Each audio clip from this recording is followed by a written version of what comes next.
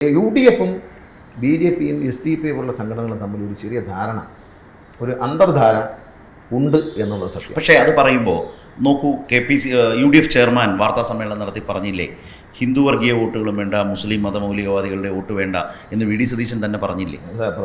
പ്രേമേന്ദ്രൻ പറഞ്ഞില്ലേ? Satheesan മത്സരിക്കുന്നില്ലല്ലോ.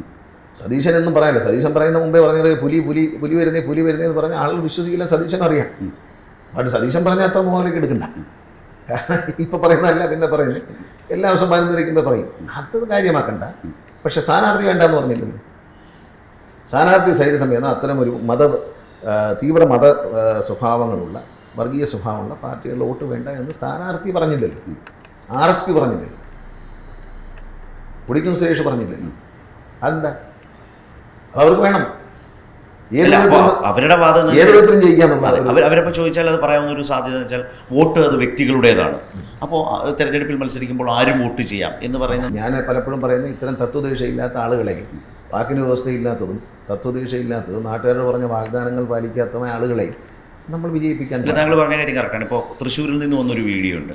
SDP vote വേണോ എന്ന് ചോദിക്കുമ്പോൾ K. മുരളീധരൻ താങ്കൾ ഈ പറഞ്ഞ ടോണിൽ നിന്നിട്ടാണ് സംസാരിക്കുന്നത്. ഇപ്പുറത്തൊരു ചായ കുടിച്ച് സുനിൽകുമാർ പറയുന്നു ഞങ്ങൾക്ക് വേണ്ട, RSSൻ്റെ വോട്ടും വേണ്ട, SDP-യുടെ വോട്ടും വേണ്ട എന്ന് പറഞ്ഞ നിലയിൽ പറയുന്നത്. അത് അയാളും സ്ഥാനാർത്ഥിയല്ലേ?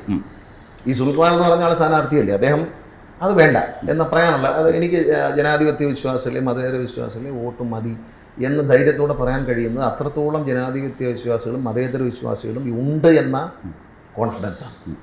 ആ കോൺഫിഡൻസാണ്. മറ്റവർക്ക് അതില്ല. ആരുടെ വോട്ട് കിട്ടിയാലും ജയിച്ച് കയറിയാൽ മതി, നമ്മളെ കാര്യം നടന്നാൽ മതി എന്നുള്ളൊരു സ്വാർത്ഥതയുണ്ട്. അതാണ് അതിൻ്റെ അർത്ഥം.